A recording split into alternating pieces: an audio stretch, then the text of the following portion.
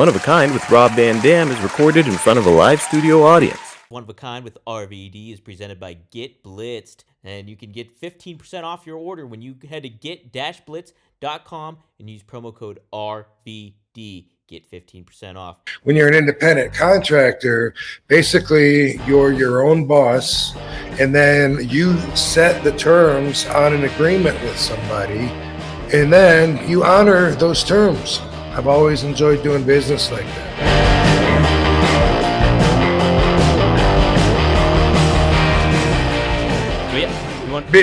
Before you get there, sure. I think I have a way to transition into this, because I saw. Did you see somebody's trying to sue AEW? Yep, Kevin Kelly and the Tate twins, which were the boys for. Oh my God, why am I blanking on that wrestler's name? He's a good wrestler. I can't remember. They were the boys for him though. Oh, Dalton Castle. They were the boys for Dalton. They're suing AEW.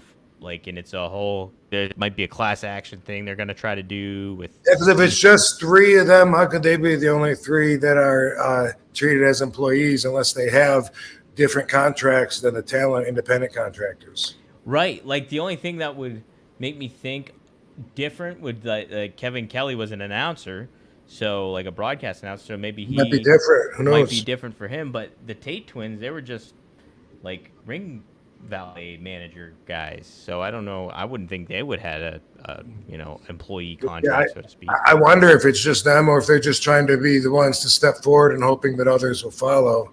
Yeah, it could be something like that. They tried this so many times in WWE. The one lawyer in particular who I never was interested in joining. I think it's the same. Oh no, it is two different guys now. There's the one guy with the concussions that was trying to do the class action suit of people who blamed WWE for their head trauma, which I never did. I never would.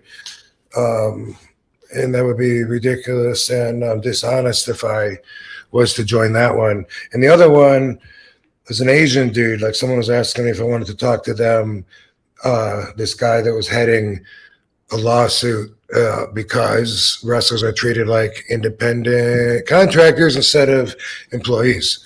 And if Rob, was that the politician Andrew Yang? I know he was trying to make a play for that. It was, yeah. And I was, and I thought about it, and just for the conversational value of it, but I feel pretty firm on my beliefs. I've always. And guess what, everybody? I'm going against the grain. I'm thinking different. I'm not conforming to everybody else. Some people will tell me without even asking. They just assume, man, I'm sorry. That's not fair how you guys, get treated. Like you get treated like you're employees with the job, but then, they don't pay you like employees. That ain't right. And I'm, hey, boundaries, bro. Don't start telling me that you get my perspective when you haven't even heard it. By being an independent contractor, when you are an employee for a place, you work for an employer, and then you get paid by the hour or whatever, and then they take out the taxes, for federal and for your retirement, whatever, blah, blah, blah. You get 1 week off vacation, whatever the terms are that comes with that job as an employee. When you're an independent contractor, basically you're your own boss, and then you set the terms on an agreement with somebody, and then you honor those terms. I've always enjoyed doing business like that. And I always say this, people, if you're not with me, listen to this, because this seems to usually win everybody over. Would you rather work for me and get paid X amount of money and I'll pay your insurance, you'll be my employee, or would you rather get XX money, you're an independent contractor, you take care of your own insurance?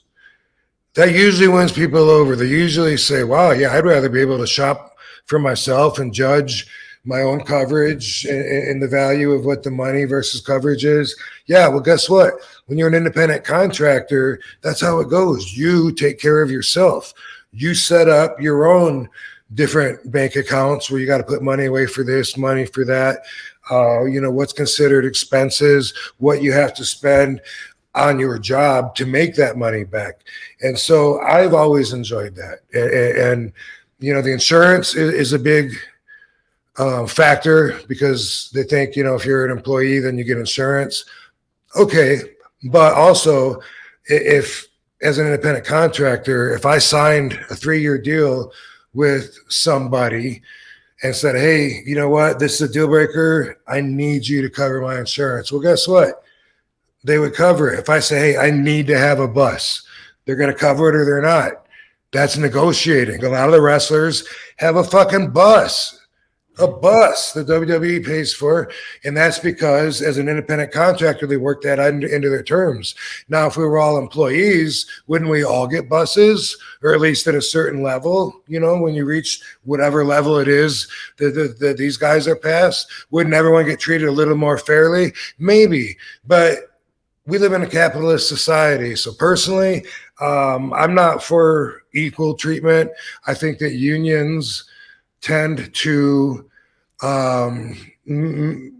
equalize everybody at a rate that I don't necessarily want to give up personally. If it ends up better for everybody else and I'm moving on, all the young guys are coming up, and if it's really better for everyone else to be employees and then fill out I don't even know what you fill out, W-9 or whatever at the end of the year when you're an employee, and then have somebody give you your schedule and your days off and your whatever it is. If that works better in the future, I wouldn't want to stop anybody from being able to achieve that upgrade in life. But for me,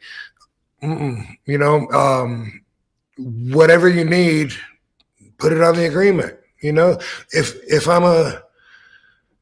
I am a shingle repairman, a roof guy, and I'm working on your house and we sign a contract, and then I tell you, I'm going to finish your contract within, or I'm going to finish your job within 12 months. And if you agree to it and you say, okay, but I don't want you working for anybody else, doing anyone else's roofs until you get mine done.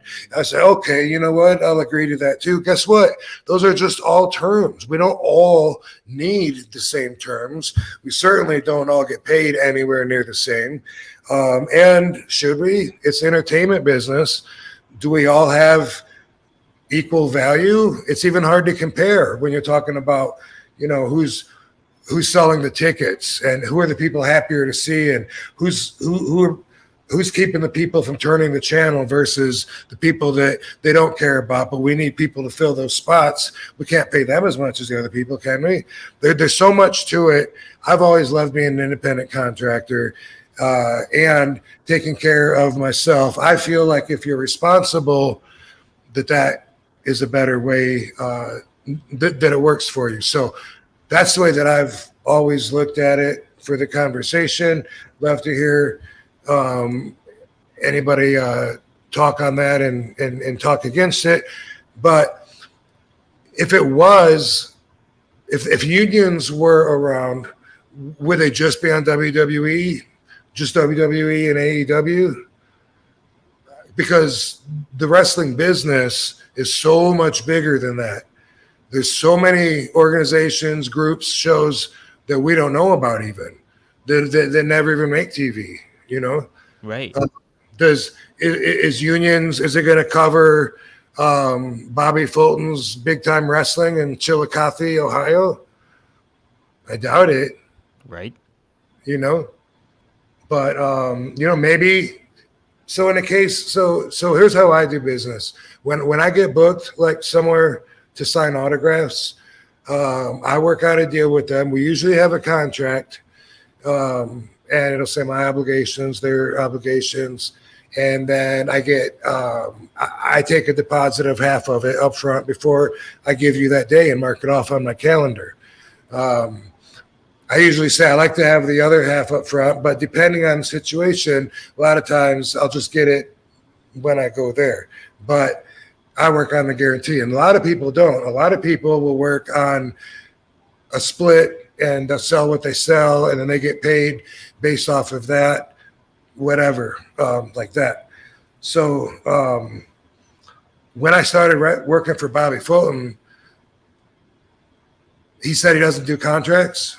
I said, okay, well, I get a deposit, 50% deposit. And then he goes, I don't ever send a deposit, but you never have to worry about me fucking you. Bobby Fulton's words. Bobby's mouth to God. I don't do a deposit, but you'll never have to worry about me fucking you. And I did a lot of shows for him, did a lot of shows for his kid. This is not a shit talking or a burying, or this is not even meant to be messy. So, don't take it that way. But Philadelphia WrestleMania, got screwed over, had to fight for my money, took weeks and weeks and weeks, had to come up with all this paperwork and prove that we agreed on this number and then added this to it. It wasn't part of the original deal. It was something that a lot of times I would just say, once you fuck with my money, I'm done. I don't, why stick around? But Bobby, let's see the poster that I sent you. I've known Bobby since probably 93 or something like that.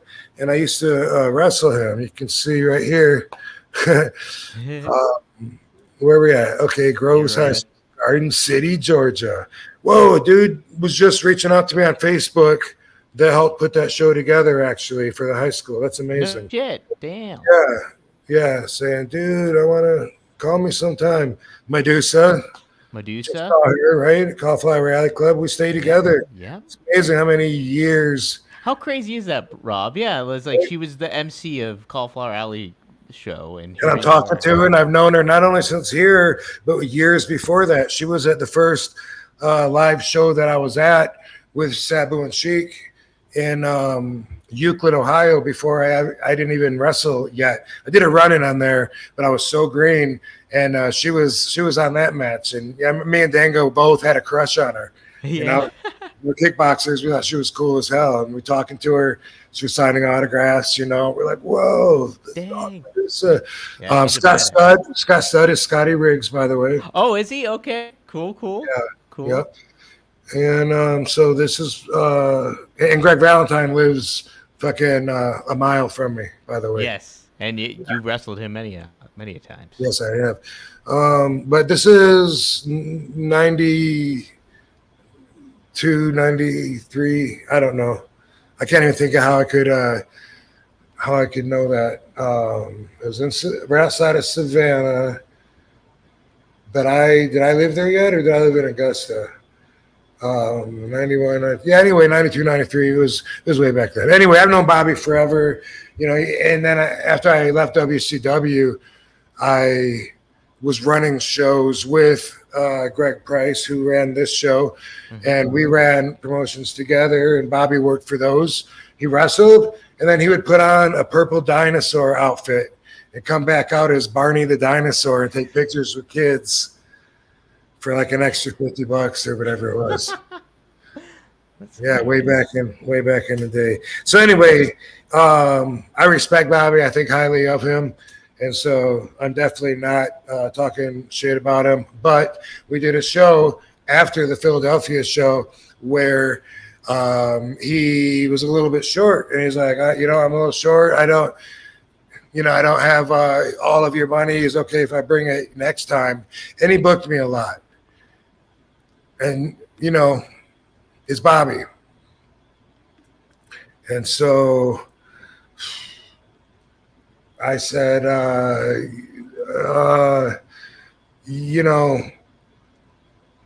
is this working? And he says, we got to come up with something different because, maybe we can do a split or something. And I said, Bobby, I'll solve your problem right now. Quit booking me. I said, let's cancel the rest of the bookings because he has me maybe 6 more times for the rest of the year. And I said, Bobby, let's cancel them because I don't want to gamble with you. I don't want to take that chance with you. I only want to work on a guarantee. If you're not making money, easy. We'll just boom. No harm, no. And he says, well, let me I'll take a look. I'll take a look at the shows and see which ones are going to be bigger, are worth bringing you in. And so we're not wasting anyone's time. I was like, okay, if you say so. So we did another show, and you're there. And what happens is when there's like an hour left in the day, Bobby tells me he quits. He's quitting the business. He doesn't have all the money. This is all that he brought in. Okay, you mean you like you owe me? I don't have it. No, I get it. You mean like you got to get it? Like you don't have it? I don't have it. I'm done. I quit the business. I don't have any money. And I'm like, I already told him before that I only wanted it when he had the guarantee. So this is why, as me being my own boss, I got to not be so flexible on my own terms. If I need all the money up front, then I need all the money up front. Then nothing's going to happen that I'm going to regret. Would a union help that? Would a union help book that? If I was an employee, what would happen? I don't know. I don't think that anybody thinks about the unions and the employer/employee relationship. I don't think anybody thinks of that as far as the independent groups. I think that they just think of it as the guys on TV, because they think, hey, you guys travel all the time and work so hard, and they tell you everywhere you got to be. But that's not everywhere. That's not Bobby Fulton, Big Time Wrestling, Chillicothe, Ohio. He might run a show a couple times a year, and he was doing a lot of those conventions, him or his son. And Dilly, relax. Don't think this was an attack, because if you come after me, I do have some photos. I'm not trying to be messy. I'm just saying there's only one way to look at this. Bobby was the gambler that didn't want to pay his debts. RVD was the contractor that did the work, then doesn't get paid for the work. There's no other way to look at that. So if somehow that slipped Bobby's brain, then this is a reminder to him that's what happened. Other than that, though, there was a time when, when I was like early 20s, when a promoter wouldn't have the money, and then I would want to beat him up. And then it'd be worth it, because then you're setting the stage so you don't get screwed again. Hopefully, the word will get out. But I try not to work for people that would be like that. Sure. And Bobby, of course, I wouldn't even think about beating him up. I wouldn't get anything out of that. And I like Bobby, and I respect him still. This is just, it is what it is. So, when the indies, there's probably, I'm going to guess, 300 indie shows to every WWE TV show, I would think, just because they're everywhere. If you follow Instagram, death matches, they would have, where are these crazy things happening, man? But there's a lot of them, and they're everywhere. And I know about a lot of them that happen too. Different levels. Some of the wrestlers really don't know how to wrestle, but they can break light bulbs over each other's heads, and they draw a crowd with that. People that like seeing that and shit. Are they going to get insurance? Probably not. I don't know if Death Wrestling Association. That might not tie in. Yeah. But anyway, several points there that I wanted to prove. And now unlike a lot of the other wrestlers' views that wish that they had employees' contracts so they could get better terms, unlike them, I feel like you should negotiate the terms you want as an independent contractor. And I'm thankful that I've always been in control of all of my business in that way, even when sometimes, like in Chillicothe, although it wasn't actually Chillicothe, but that's just the home base of BTW, or was, because he quit.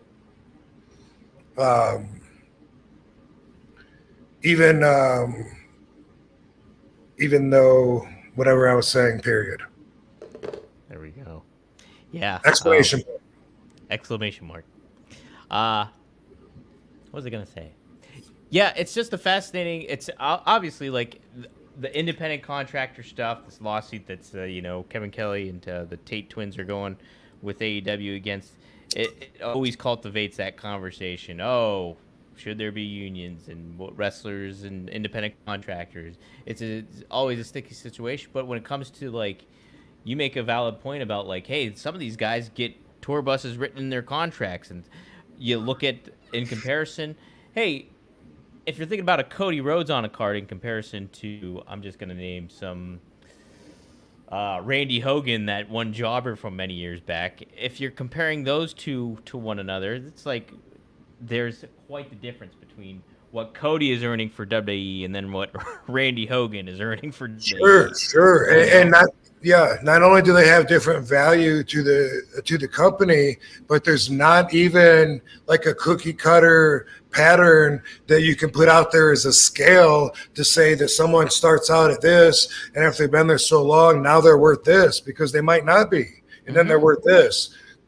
Probably not. It's rare that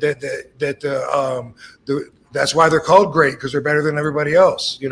So it's rare for someone to stand out and come ahead and from the class and from all the peers, and so that's something statistically that you got to keep in mind too. And then something, I just heard an interview with Arn Anderson talking to Briscoe and Bradshaw, and he was mentioning too how like back in the day you'd be like, I think he was talking about tagging with Oldie or something like that, but like there would be moments where you'd be utilized in certain ways, but you're going up against another set of opponents, and they're like, okay, you're not going to be factored into this. And he was like, if you were to say that to somebody today, like a younger talent today, where it'd be like, hey, we're not going to factor you into this, people might raise more of a stink about it. Like in comparison to like, you kind of understand that, hey, this is just not your time right now, and certain things like that. And you kind of, all that stuff, you think about wrestling, it's like TV time, who's getting pushed, who's not getting pushed, who's getting those moments in the sun, who's not at the moment. There's a lot of different factors that come into play of where like, hey, how does a union fit in here, and how would something like, a straight pay scale fit for everybody when it's not necessarily fair grounds in wrestling. It's a competitive sport for a lot of you guys making it, Fascinating stuff. I don't hear too many wrestlers speak from my perspective or share my point of view on that, though. Right. I don't even know if I can think of, I'm sure there are probably some, but I don't know who. Like, I don't know that I've heard anybody be pro independent contractor. And I think it's because, I feel like usually it's because they don't understand business, but that's just my arrogant way of looking at it, I guess. I don't know. So, there's probably more people, though, that see the benefits like I do. I just don't know who they are. Yeah. I think from like the WWE perspective, it just being like this huge company, obviously worldwide, and the mothership of it all, and all, so to speak, like you could definitely see an argument for like, hey, let's have like a flat rate for everybody coming in there, and maybe it goes up moving forward. Like they kind of set a precedent for all that or something in regards. But like it's like when you're coming up to these independent promotions, and they're, you can't expect somebody to have like, hey, we got to pay you a flat salary. I even see that on the small scale of like coffee shops. Like Starbucks has been unionizing, like, and that's been a big movement. A lot of it started off in Pittsburgh here. And then there was another local coffee shop, smaller coffee shop, not to the size of Starbucks, that were like, hey, we want to form a union. Within the day, all those coffee shops in Pittsburgh shut down. They were gone the next day. Wow. Yeah. Mm. So it's just a different kind of thing you're looking at from an independent wrestling standpoint to, hey, maybe a big company like WWE, it could make a little bit more or something. But yeah, fascinating stuff. It's always a wild topic to cover, and great perspective there, Rob, for sure. So in 2001, when I came to WWE, do you think that I should have been getting paid the same thing as the young guys that were coming from OVW? Mark Jindrak, Shan Stasiak, Palumbo, those guys. Well, but I thought that's what you were saying about coming in at a ground level. Well, I'm meaning from like more so like you're an established star at that point. So I mean, I'm saying like maybe hey, from an introductory standpoint, there's like those guys, the OVW guys would all get paid an even Like level. NXT guys, people they're creating. NXT guys, people that are basically on the same scale. But if you're bringing in a big star like an RVD, or you're getting, hey, I got Booker T from WCW coming over here, that would make any sense for you to be paid as like a developmental dude and certain things like that, because you got name cachet, you have star power, you are going to draw money for the company, so it's already built into that, I think. So yeah, I think it like you could kind of make more of an argument for like, hey, like a base salary for like everybody else in here. If you want benefits, here they are, whatever. You could kind of make more of an argument in that regard, you know. But it's always an interesting topic to cover for sure.